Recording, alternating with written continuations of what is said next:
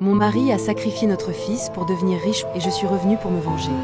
Au début, je n'avais rien remarqué. Je voyais seulement mon mari changer peu à peu. Il sortait tard le soir. Il fermait la porte de sa chambre à clé. Il cachait son téléphone comme si son âme était dedans. Chaque fois que je posais une question, il répondait froidement. « Tu parles trop. Occupe-toi de ton rôle de femme. » Je sentais qu'il me cachait quelque chose. Mais jamais je n'aurais imaginé que c'était si sombre. Puis tout est arrivé d'un coup. Notre fils est tombé malade du jour au lendemain.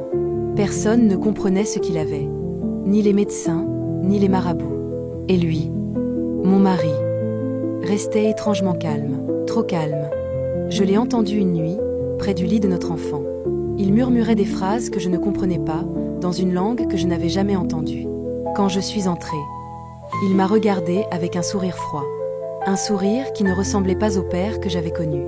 Le lendemain, notre fils était mort. J'ai crié, j'ai supplié, j'ai cherché des réponses, mais lui, il ne m'a même pas regardé. 2 jours après l'enterrement, devant tout le monde, sans honte, il m'a dit « Prends tes affaires et pars. Je n'ai plus besoin de toi. » Il m'a jeté dehors comme un objet inutile. Ce soir-là, j'ai dormi dans la rue, le cœur déchiré, sans enfant, sans mari, sans maison. Et c'est là, dans ce silence froid, que ma mère, morte depuis des années, m'est apparue.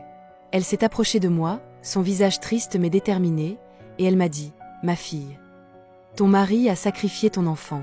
Il a offert votre fils en échange de richesses. Ne pleure plus. Souviens-toi, rien ne reste caché pour toujours. » Je suis restée paralysée. Mon cœur s'est brisé une 2e fois. Et dans ce moment-là, une seule chose est née en moi, la vengeance.